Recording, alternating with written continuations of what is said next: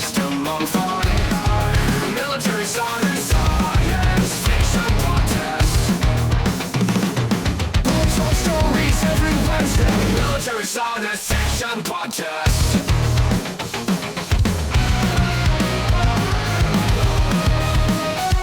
Discussion, interviews, reviews, and rants. Military science fiction podcast. All right, welcome to the show. Today we are talking about why we love military sci-fi, and we're going to keep Jeff from going off on a rant about other things. We'll see. We'll see if we Good get luck. there. You were not physically present in my house, so good luck. I got your wife's email, and I'll just I know we need Rebecca. She could probably say the rant better than I could. We share. It's a shared rant. We share it. But we'll start with the happy place. If this is going to be a sandwich, we'll start with the happy and end with the happy and put the meat in the middle, right?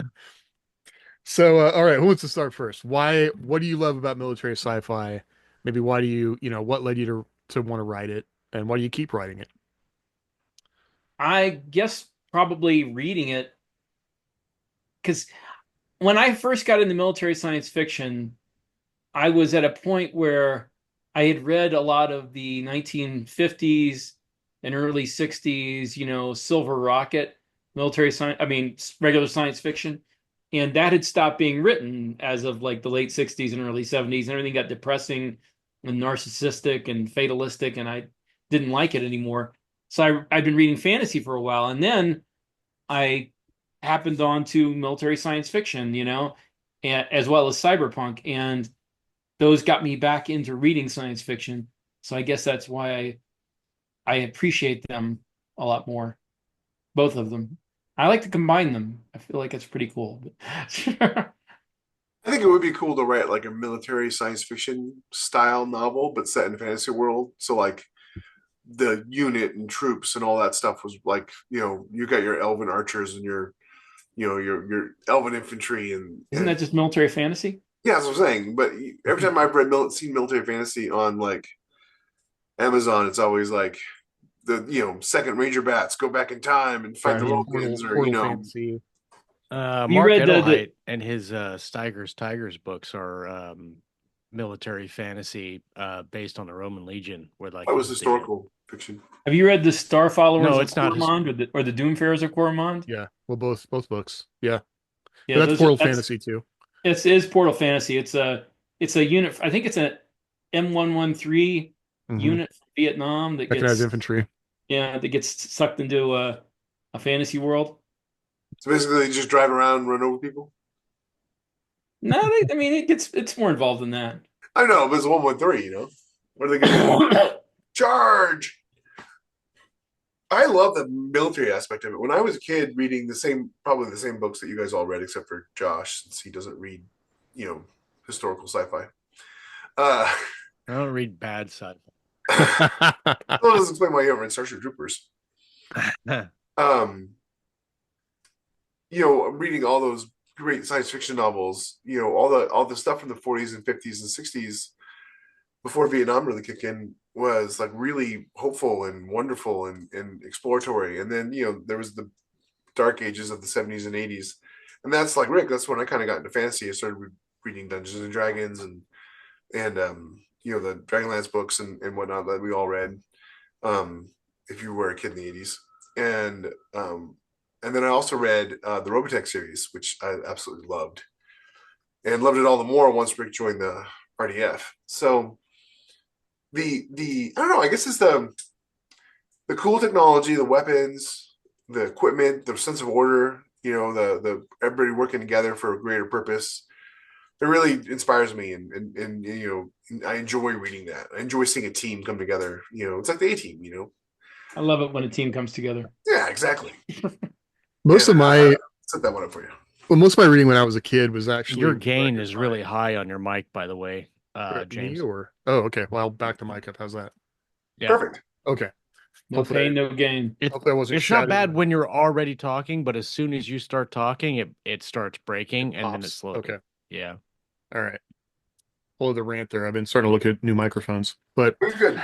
Anyway, when I was a kid, like all of my reading pretty much started at Goodwill because my mom would drag us along to thrift stores And when I got tired of the toys, I started looking at books, and so you'd see the same books, and whichever books had the coolest covers is usually that's where I ended up with like Dragonlance and I don't know, like a lot of fantasy starting with, but then I discovered Fred Pohl for some reason, and I think maybe Starburst, which was more a book about scientists, but I think they were military scientists if I remember correctly. I should reread that.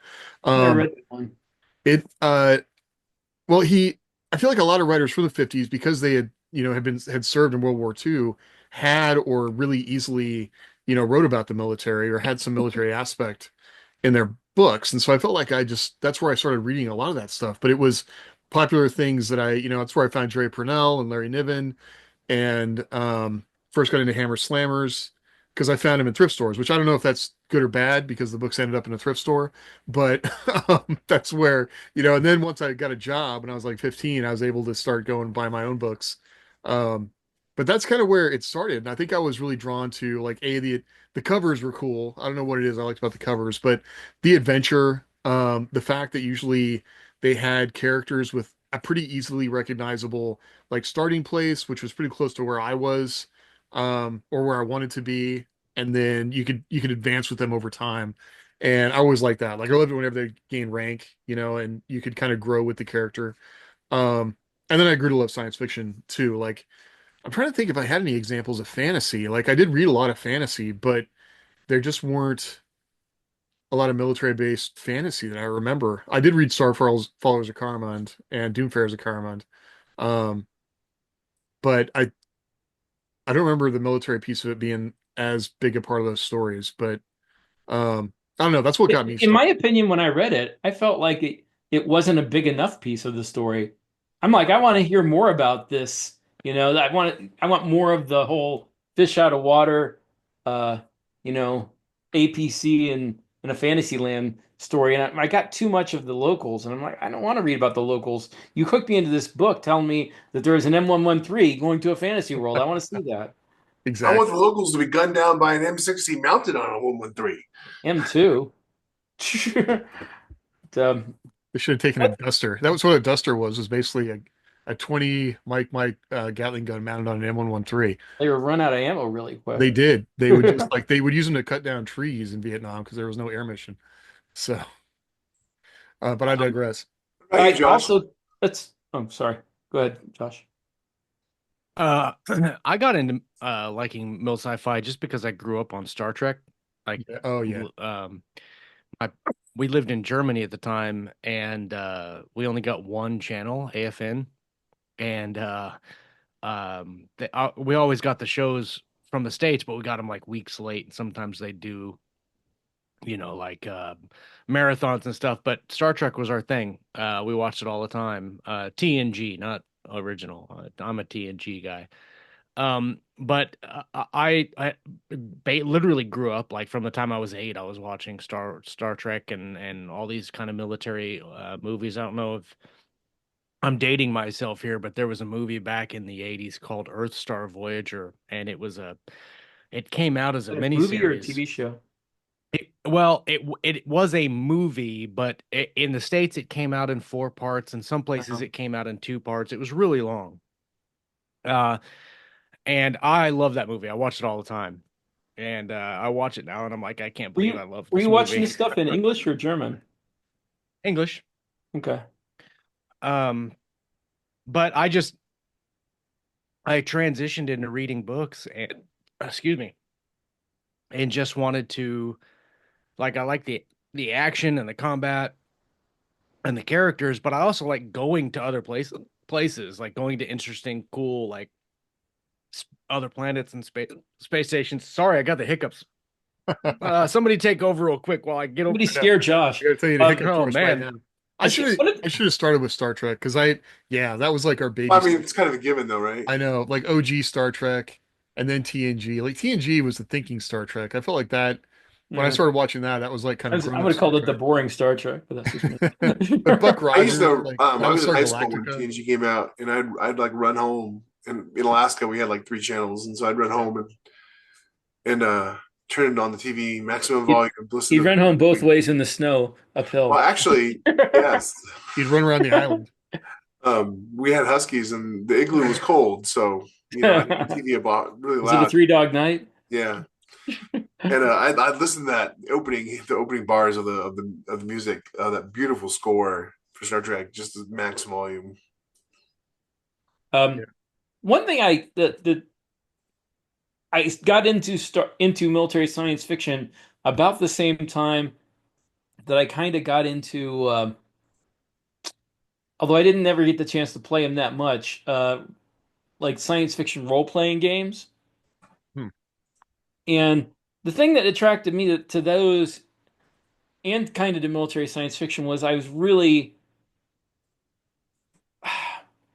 I have the sort of personality, or I don't know if it's like almost obsessive compulsive in a way, to try to turn the science fiction technology I would see in movies and TV.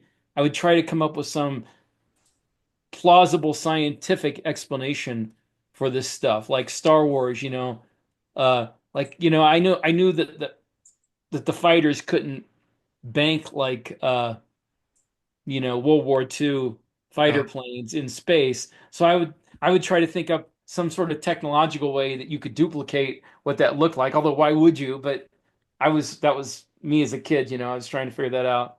well, I had a terrible physics education, so it wasn't until I got to college that I actually understood that you couldn't do that. Like the See, I moon, kind of oh, just everything no, go about ahead, Jake. Sorry. Apollo was totally separate in my mind, or even, Skylab from Star Wars. And like, why wouldn't Star Wars work? I don't know. Sure.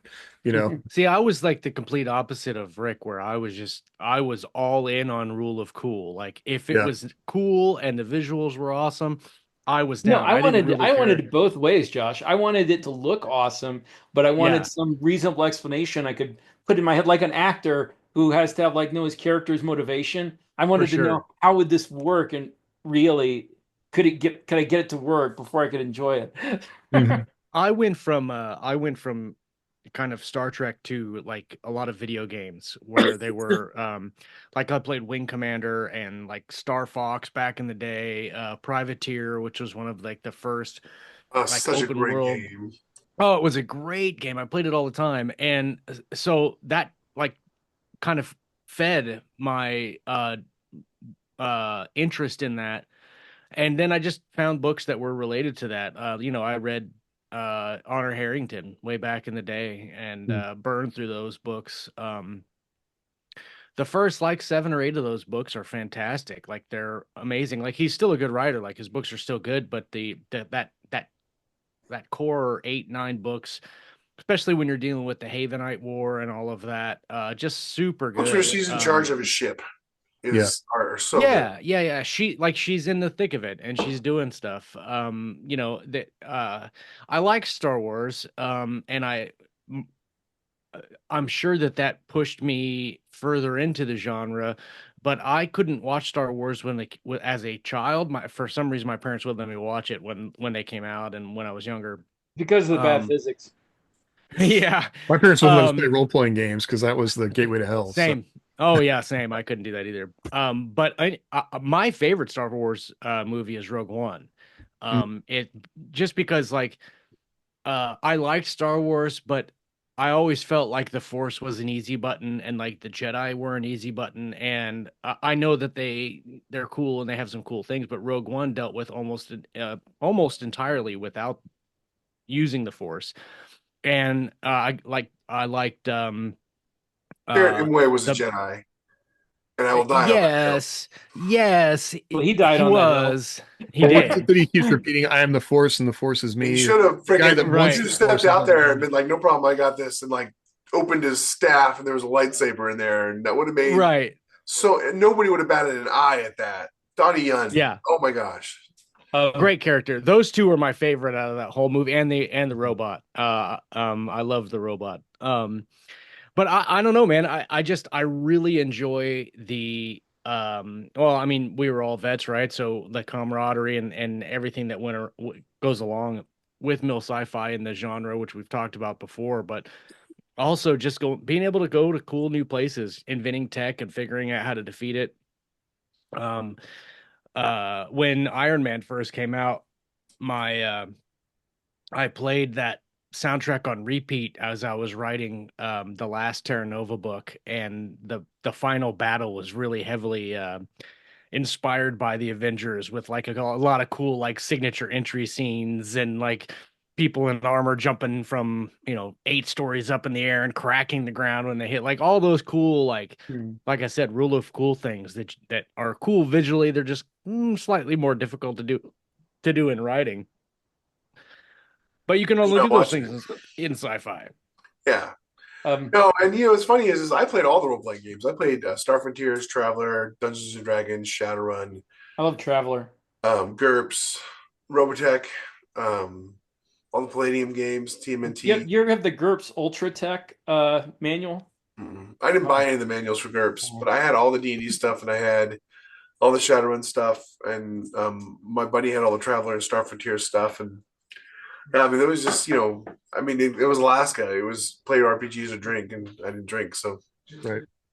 Or You you know, could have played RPGs and drank. That would have been no, those two don't mix. you got to be able to talk. You got to When pick you're in one or the Alaska, other. everything mixes with alcohol. No, no, I can assure you, as well as the 12 headless people who died while I was growing up because they drove ATVs drunk into trees or other things, that is not the case. Yeah. Well, I'm to be thinking fair, I know about, people who've achieved brain damage with ATVs without any alcohol being involved at all. yep. But yeah, So, there was every year in Alaska, there was always 3 or 4 deaths of teenagers because they got drunk and fell in the water or something. And fall in the water in Alaska, you got 15 minutes. If you don't get out in 15 minutes, you're they dead. could have been saved by D&D. No one they Could should have have. made that a PSA. All in So, the water in Florida, you'd be dead in 15 minutes if there's a gator what there. time did Stargate the TV show start? Was it like 93, 99 or 2000. 99? Okay. Like And that, yeah. And then they Sliders, switched to sci-fi in 2002 or 2003. because Sliders, the show, I feel like came out around the same time. And I'm trying to think No, about that was mid 90s. was it mid 90s? Because I liked Stargate way more than I liked Sliders. And part of it, like similar concepts, when it kind of comes down to it, both had movies, although Sliders movies came later. I'm not sure if I But call spiders similar to Stargate, but well, they're jumping between, they get to go to different worlds and experience, like yeah, see that's different true. things like that. And the thing I love about Stargate, I think the military part of it is what made me like it more, because you have people that like move with a purpose, they have training, they have like what to expect from them. My bummer with Stargate was always that it was the Air Force. Yeah, that was the problem. Hey, come on now. I'm I like, could why never would the get into Marines the be TV involved in show this? because I couldn't separate it from the movie, and I loved the movie so much Me that too. it was Yeah. hard for me to go from the movie to the TV show and was watch the MacGyver opposite. do things in space. I was the opposite. I liked the TV show much better than the movie. The movie had an amazing aesthetic and Yeah, it did. Yeah. really cool characters. The TV show the TV show's its own thing. You have to just Right. it's its own thing. I like both of them. Well, And, and that's the cool thing about like a lot of the Mill Sci-Fi movies and books is the aesthetic, right? Like, and the fact that you can take like Egyptian history or myth or mythology and all that and work it into a really cool sci-fi story like Stargate and explain like why the pyramid was there or whatever else. Like those things are so cool to do. And I mean, you could do it in other situations, but I think Mill Sci-Fi really lends itself to that kind of thing. And those things are really fun to explore, especially if it's something you haven't, like a concept you haven't considered or anything like that. yeah, One thing the that bugged me about Stargate was they always use such crappy weapons, like MP5. Why would you carry an MP5 when you're fighting armored aliens? 'cause that's Why what they not had carry in the something movie. heavy duty? That's I what know they could afford in so their you guys budget. probably all know this. I'm gonna say it. I'm gonna be that guy. I'm gonna say it anyways. The P90 was a terrible weapon to use to fight the Oh goblin. yeah, Terrible definitely. It looked weapon. cool. Well, the only reason they took it was because the actors were getting burned by the MP5 brass. Hmm. And so the P90 ejects downward, and that's the entire reason why they went with Well, the that's P90. not why. That is why.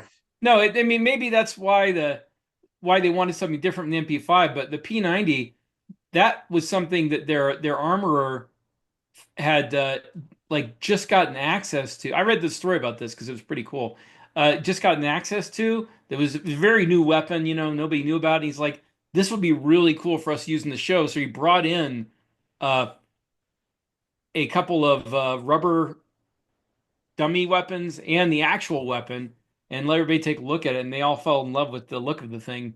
It wasn't, I mean, maybe they were looking for something to replace the MP5 because of the brass, but the P90 was chosen because he thought it looked cool. I saw an interview with them at a con, and they were talking about how they were constantly getting hit in the face with the brass, and so when the opportunity arose to choose a new weapon, they're like, "Can it be something that ejects a different direction?" And Yeah. the guy showed up with the P90. I always thought that they should have had the Steyr AUG because it looked very futuristic. Well, also you're fighting like a regeneration, something that regenerates. You should be using buckshot and semi-automatic 12 gauge shotguns. I wish They that eventually more. eventually did get the semi-auto 12 gauge shotguns when they were fighting the replicators. Yeah, they're replicators. Mhm. Yeah. I wish that they would do more aesthetics with firearms in science fiction, well, movies and in TV shows like they did in Aliens.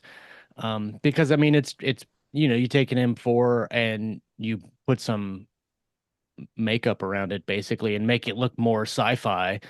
I wish that a lot more uh projects would do that because I I love really seeing those liked Tomorrow concepts. War. I know it was cheesy, but I really liked it. But that was my disappointment was their whole they just got some off-brand AR-15 with a short barrel, like the worst Yeah. possible weapon you could have to fight those giant alien bugs, and called it a futuristic weapon or whatever. And part Well, of a the lot reason of that probably has to do with what weapons that are available to their armors. it had a big because it has a short barrel, it had a massive flame Fireball. when it shoots, and that it looked good on screen. That And there's so many weapons now that look science fiction-y already. Right. So it'd be cool. It'd be easier to pick up one that looks that way. one of the reasons I do like all the naming and consistently have consistent names and equipment in my book series is because when I was growing up reading the same things you guys were like, like it wasn't a Robotech ship, it was a Veritech. Mhm. It wasn't just a starship, it was the Enterprise. What class was the Enterprise? Well, the original was Constitution class, and all that stuff was really important, and it was part of the show. It was part of the books that you read, like Battlestar, like the Vipers. Would they have been as cool if they weren't called Vipers? I don't know, but they're pretty No. cool because they were called Vipers and Cylon Raiders and things like that. And so naming your equipment and having it be consistent throughout your series. And I had a toy Cylon Raider and a toy Viper when I was a kid too, that shot little tiny plastic Yep. missiles. I had the Cylon Raider. That thing was awesome. I wanted one of those so bad. The best I had were off-brand toys. We were a little poor growing up, but I never got into the original Battlestar Galactica, it's but so Because you're too young, kid. Yeah, I know. The toys were in I Goodwill love when I was a the kid. remake. The remake is fantastic. I absolutely see. I love hate it. the remake. Oh my god, it's so good. I And love it. I never got into it because it came out at a time when I was watching other stuff, and I don't just something about the whole vibe, and I don't know the word I'm looking for. Of the new one or the old The one? new one.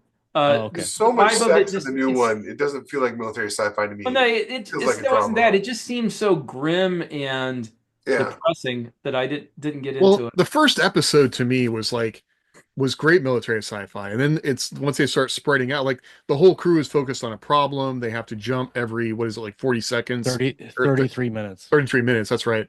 And they're dealing with the constraints of the ship, and it's a military structure, and like that was all super cool. And then it all starts branching. Once they start getting away from that is where I started being less interested in the core Yeah, concept of the Battlestar. it's one of the it's one of the outliers in what I call like modern mill sci-fi, just because they do a lot of personal drama in it.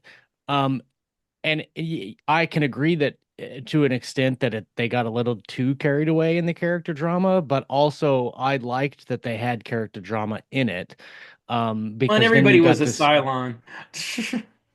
Well, not everybody. Well, but that led to the mystery and the intrigue too. But also, you get to know the people aside from just flying a Viper and being a fighter pilot or a ship commander or whatever. You got to know them personally, and I liked that about the show. I will say, Even though despite the fact that I didn't like the show overall because of all the, just the utter fascination the director had with Six's body. Um, there was one episode where Starbuck was crash landed on an asteroid and she had to fix a Cylon Raider. That was Yeah. one of the best episodes of TV ever. To Did you me, guys watch? Starbuck was the best character in that show, just like he was in the original show, and criminally underused in favor of a really bland Apollo and Baltar, who I just wanted. I felt like somebody saw the original Battlestar Galactica show and said, "How can we make everybody hate all these characters?" It's interesting that you mentioned the six because like what I found interesting about her character and the reason she was so over sexualized is because for the most part, she was in Baltar's head and he was imagining her like that. Not that she was actually I mean, like that. you can have Um, whatever reason you want for it, but they still did it. Well, but that spoke to Baltar, right? Yeah. And I get what you're saying. Like Well, that it's they Baltar. did it for And sex Baltar- appeal and all of. I don't in need you to Baltar, go over the top to explain to me how evil he is. He And betrays Voltar is a the character that race. everybody wants. That's the thing that pisses me off about some shows. I mean, I didn't watch this one, but I talked to a lot of friends who have. Is Baltar is a character everybody wants to die, and he survives. Mm. And He becomes president. yeah, I just like that. That bugs me in shows when you build a character up to the point where everybody wants him to die, and then you don't kill him, and you keep him around. Well, he can't die. He's an angel. Well, yeah, there's that. Okay, But and you guys watch- that's the other aspect. If you understood if you guys have read anything about the writers who wrote the show, created the show, they are wildly atheist, and their whole thing was like, we're gonna make this show about how people, the Cylons are supposed to represent like really like far right evangelicals and how evil they can be or some such nonsense. And that whole thing when she started talking about the Cylon God and stuff like that. Didn't the show end up being an argument for God? It's been a lot. I mean, I thought it was the Cylons were monotheist and the humans were polytheistic. It's been a while since I read the article about explaining the nonsense. Did you guys watch Space Above and Beyond at all? Yes. I love that show. Yeah. Love that show. That was a good military science fiction show that suffered by the fact that it was on a channel that wasn't going to renew it. Well, it's suffered by the fact Well, that but like at we've a said time when they didn't before- have the money to make, they didn't have the technology to make those effects work the way they should have. That's true, but like we've said before, like the audience for Mill Sci-Fi is small in comparison to like the larger genres, and so like shows that are wholly that, like Space Above and Beyond, they are underappreciated because the audience is so small. I mean, That was a really good show. I actually rewatched the first couple episodes recently, and story wise, look at the effects are still pretty bad. Like Firefly. You want like talk about an underserved genre, like sci-fi western mix-ups they don't sell. The market for that is extremely small, and Firefly did it, and they like are the best that has ever done that, but because the audience is so small, every other science fiction book that comes in into Athon, it's probably something to the effect of Firefly meets, and nobody reads it. Nobody buys it.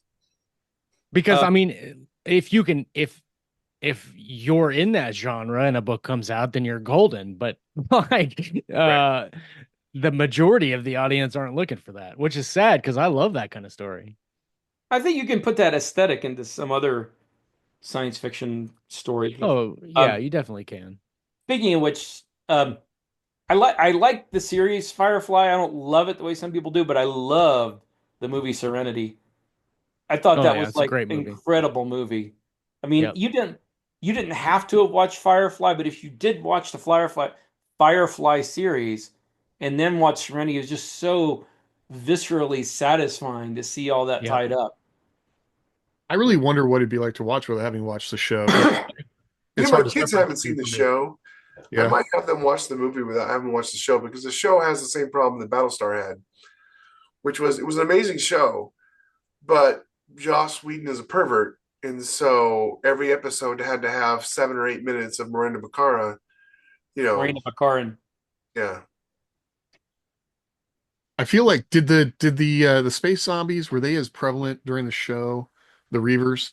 I They think were only they one or were in two a couple episodes. episodes. No, they were in a few, and The they first were episode they were mentioned. in was terrifying. It was a really Yeah. good Because that episode. was one thing I felt the movie did really well, was like the terror of the of the Reavers, and I'm glad that they went back and revisited the whole, because in the show they're like, oh, they looked into the depths of space and went crazy, and I'm like, that sounds like a really stupid reason to create space zombies. And I'm glad they went back in the movie and said, no, that's not really why they. I love Jane. Yeah. He's like, I've been out there. There's nothing but more black. Hell, I'll kill a man.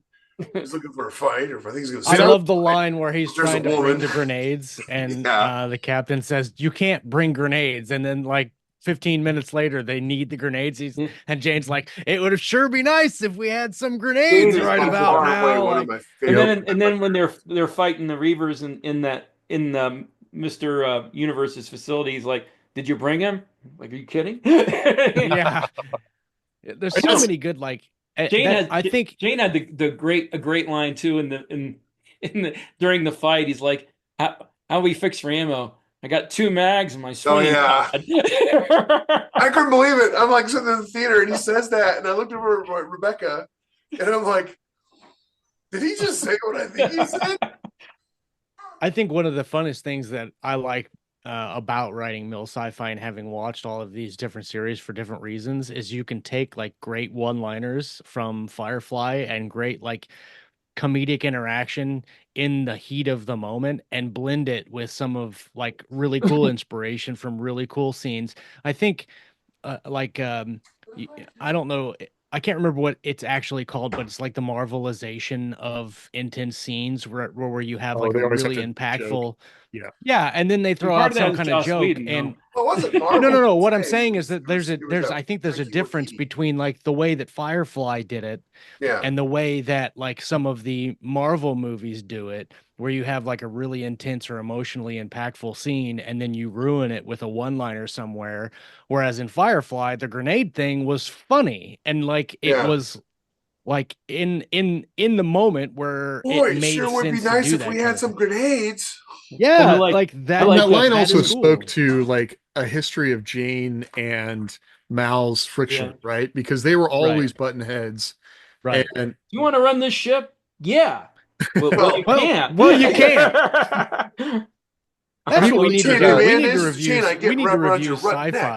Sci-Fi or Firefly. We need I to know. review Firefly. Yeah. Yeah, Seriously. apparently we do. So well, you know that we're not going to talk about genre expectations this time around because that'll lead Jeff into a rant.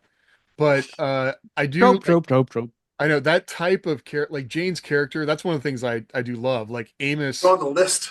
I mean, we could talk about. James is playing Tropadope. I know we Jane. probably have to have a whole other episode talking about the Expanse, but Amos is my favorite character in the Expanse, and I feel like he was a direct line from Jane. And then I think about other like it's kind of the whole thing of I like think a person- Amos was a much more badass version of Jane. Yeah, but I feel like Amos wouldn't exist if Jane hadn't existed. Like that felt to me like that was absolutely part of that Jane dynamic. almost created a character archetype, kind of like the way Worf did. Yeah. You know, Yes. Worf Somebody created a who character archetype. looks badass but gets beat up all the time. Well, it is Well, like that's not exactly entirely true. That's like the red shirt myth. But like, you know, Worf existed, so you had Stargate, Teal'c.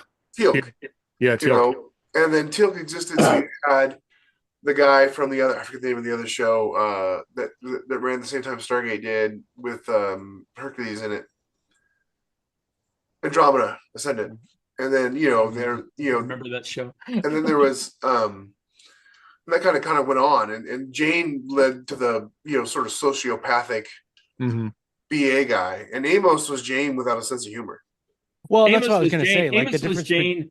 Well, like there's a scene in Serenity where what's her name? Zoe, I think. Uh-huh. She's talking to Jane, and he's talking about what are we gonna do to get out of here? And she says, "Do you really think any of us are getting out of here?" And Jane says, "Well, I might." I might. Yeah. But Amos would have been like, "Nah, it's okay." He would have been very okay with not getting out of there. I think the difference that I see between the two character archetypes is that they're both badasses. Amos carries himself like that, and he presents himself as in control and in like competent and all of that. Jane is none of those things. He's not in control. He doesn't carry himself like that. He is competent, but his competent is almost accidental, and that Mhm. makes it funny. But he is very like he is the go-to guy, and he doesn't have a problem with doing what needs to be done. And there, I think there's a place for both type of characters, in whatever circumstance that they're in. The Um, archetype is the amoral BA guy who will do sure, Jane whatever. is more like a violent child who never grew up, whereas Amos 100%. Amos is a Yeah. sociopath. He's Yeah. somebody No, no, Amos who is grew up 100% without a a conscience. sociopath. Amos grew up without a conscience. Yeah, when they wrote him in Well, the book, I mean, it's clear that they wrote him as a sociopath. And Amos was I think abused and had to, I mean, he was pretty terribly abused and he had to make a decision about how he was going to be in the world. But I think that's why he has no illusions about, the way the right. world is. But I think one of the most underrated sci-fi shows that really inspire me a lot is Babylon 5. mhm. Just it, I mean, it's a phenomenal show in uh in the storytelling, which I thought they did particularly well and way better than, Star Trek or Star Wars or any of the bigger IPs that came out around the same time or are still going on. Babylon 5 like nailed story between season 1 and the end of season 4, and you can kind of season 5 has its own meh, but the story of Babylon 5 was just phenomenal, and the way that they used the military in that and spies and politics and all of that, like it took everything that is necessary for a good military sci-fi show and wrapped it in the the universe of Babylon 5 with all the lore and stuff that made sense, and it wasn't, they didn't retcon much, like we were talking about with the Reavers. I don't know that they retconned it other than just saying, now that was a myth and that's not exactly what happened, which is fine.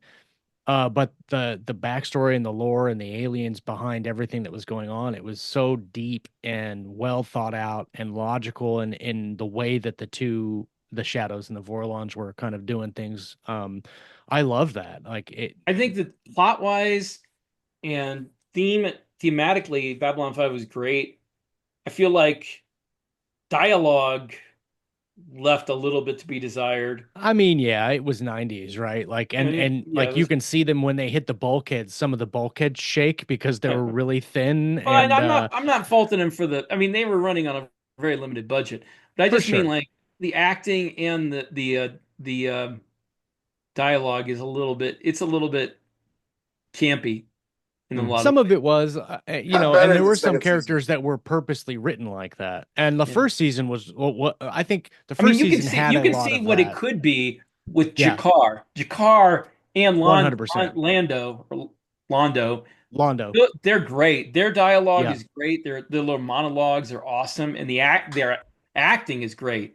And if they could have gotten more actors of that caliber and yeah. written really good dialogue for them, I think the show would be considered one of the best ever. But there's too much of cheesy crap that they let get in there. And we're running out of time, but the other show we probably should mention is Farscape. Mhm. I I never never did watched it. watch Farscape. I was confusing Oh, Farscape with Babylon now 5 because Farscape is direct, from Buck Rogers. And Yeah, Mhm. and one thing I wanted to know Jim too, like, Henson's Creature Shop did all the yeah. aliens, so there's no like when you're watching it, there's no like CGI on the people, so it's easy to sort of accept the aliens as they are Mhm. and not like there's some pixelation around that guy or whatever.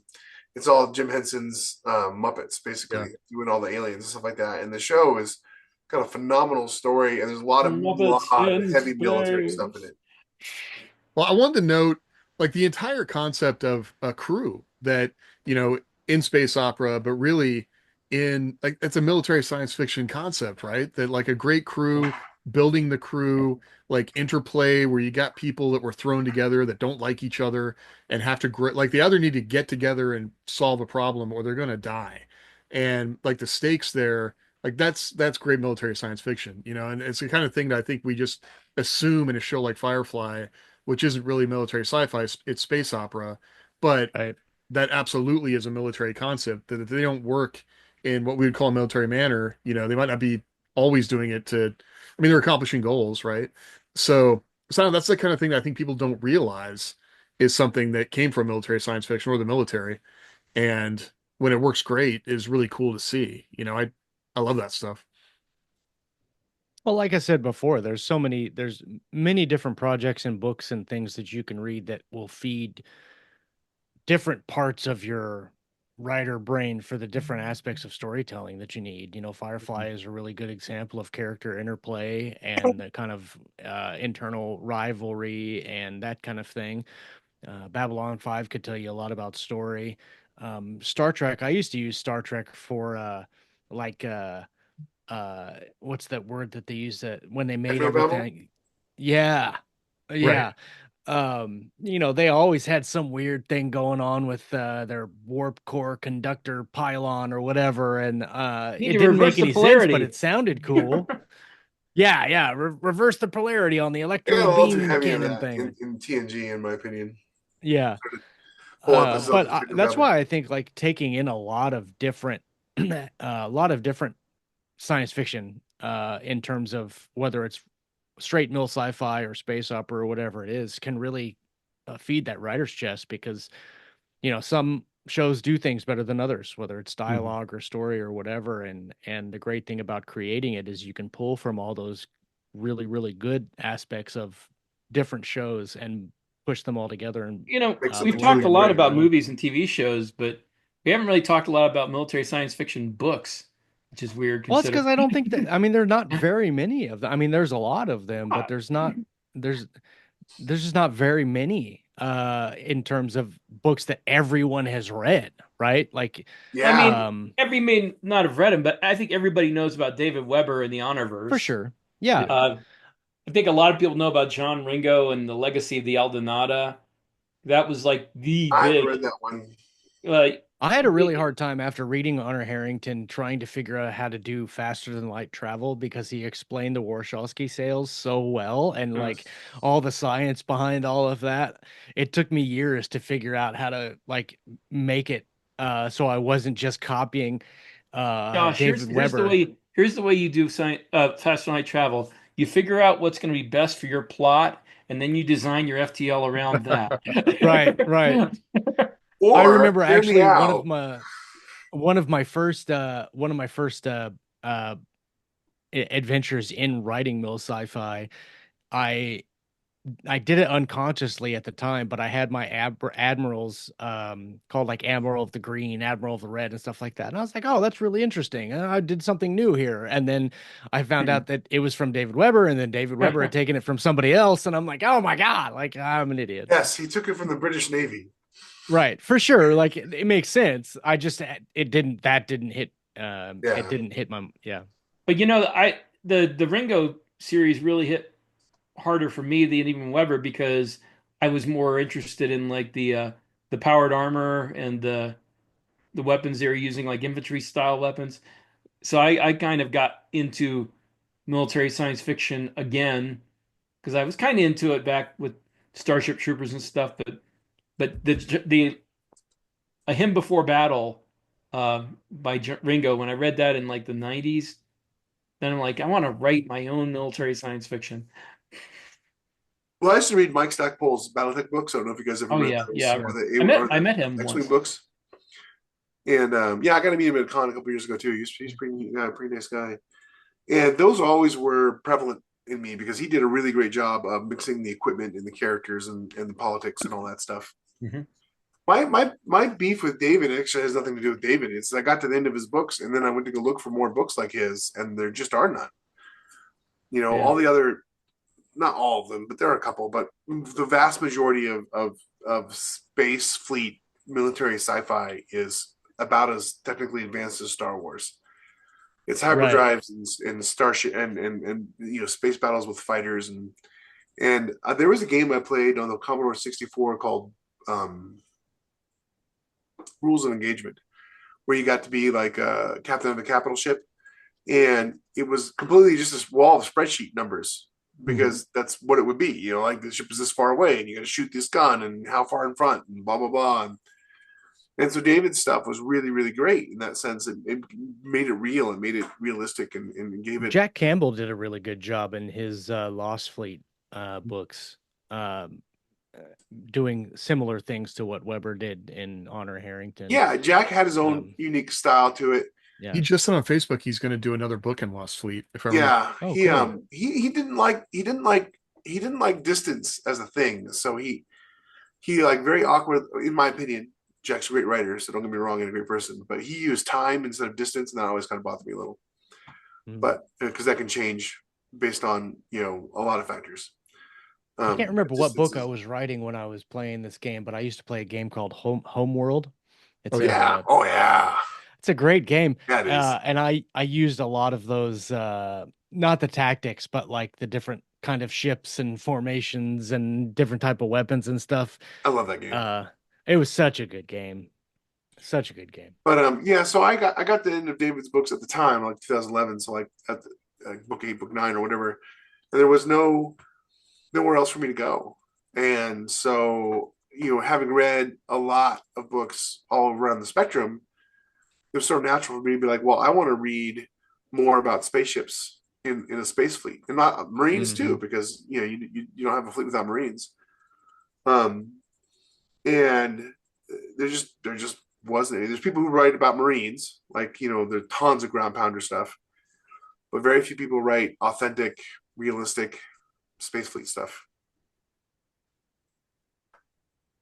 Well, yeah, and that's what I was saying. Like there's more I think there's more movies and TV shows that kind of focus around that aspect of it rather than So visually a lot of appealing. books.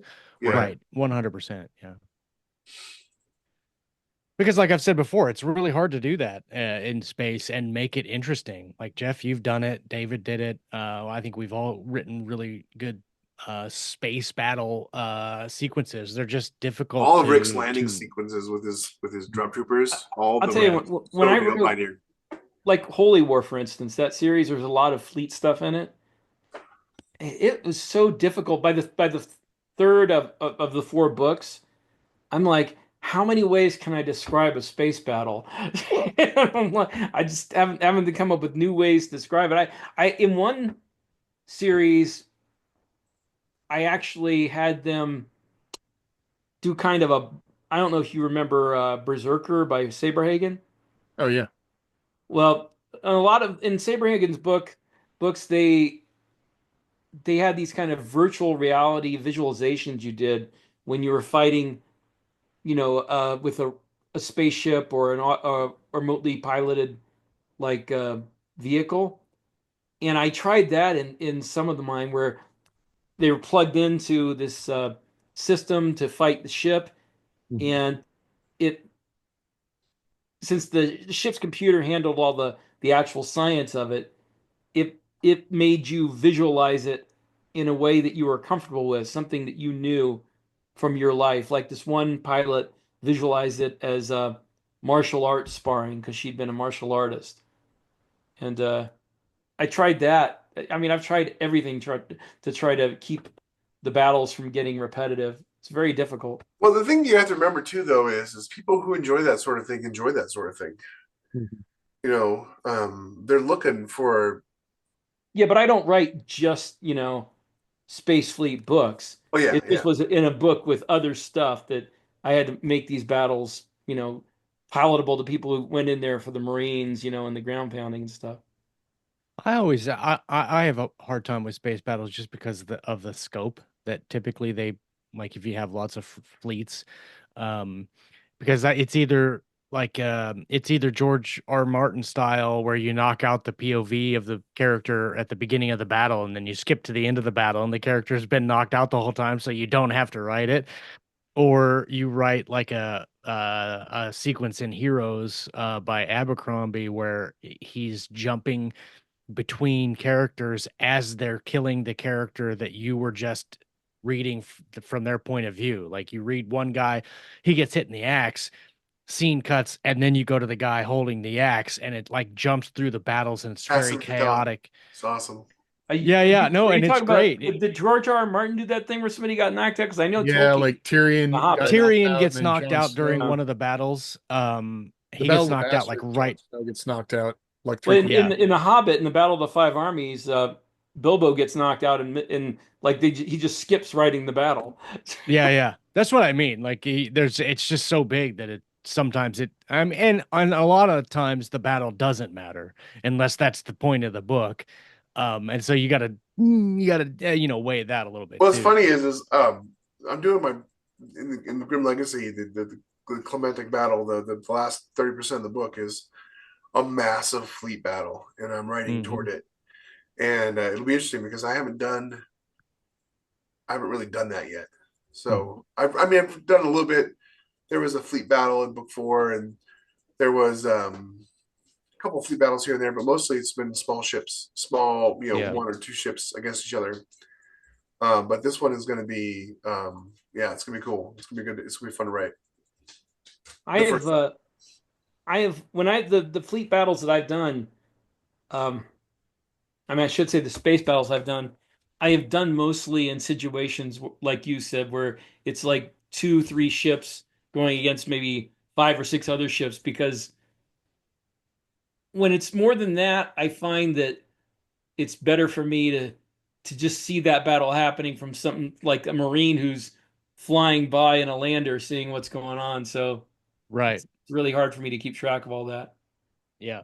Yep. That's totally valid. It all depends on the needs of the story. I know the people reading my books, if I didn't have a space battle of some kind, either be between 2 ships or many ships, they'd be bitterly disappointed. They'd be like, "This is the If you worst. didn't have a Haskell's spacer really get gone randomly downhill." killed by some railgun in the Yeah. midst of walking to the Just it's open the always, book with Jacob dying. I know. Well, that's just the thing. Like when you're jumping around in a space battle like that, and like you have to remind people that you just randomly die in that situation. Like you have no control over what you're doing for the average person, but which could be why they're hard to do. So Yeah. I don't know. We're at our hour. I think that as you can see from this conversation, there's a lot to jump around on, and I think we've also sprinkled a lot of recommendations among other episodes. But if you can take I think we anything away from definitely this, need to review Serenity. I know. Yeah, we should talk about Yeah. Serenity. We'd love to hear some different movies you might like to see some reviews of. We're probably going to do Edge of Tomorrow or Live Die Repeat. Um, maybe. Maybe we'll jump into some Avatar, because one thing we didn't talk about was like corporate military or seeing the Air Force, the modern day Air Force do stuff. Because that's one of the things I loved about the latest Avatar was it was just like watching the Air Force roll in and take care of business. The way they. Yeah, buddy. That's what we do, man. That's what Yep. we do. I will say my favorite part of Avengers: Infinity War was when Rhodey dropped all that thermite and napalm on the alien creatures. And there's a scene, if you pause the movie just right, he's War Machine and he's ejecting those bombs, and you can see the U.S. Air Force logo on the side of the War Machine armor. Yeah, buddy. Yep. I need a beer for that one after 5 o'clock, buddy. I got But you. I do have to say, I could have stopped those entire alien force with one mechanized, infantry battalion. No superpowers required. Those Wakandan weapons sucked. Yeah. Yeah, they It's weren't not- that great. They weren't that great. For, Couple for, of for a gallons. super advanced race, they had really crappy infantry weapons. Yeah. I know. They missed that one important thing. Stop alien invasions with this one important trick. Hmm. All right. Well, thanks for hanging out with us. Come check us out in the Discord, and we will see you next time. Don't forget to like, subscribe, and hit the notification Do all bell. the things. Tell somebody about the show. So, all Share right. it on Facebook. Yep. We'll see y'all later.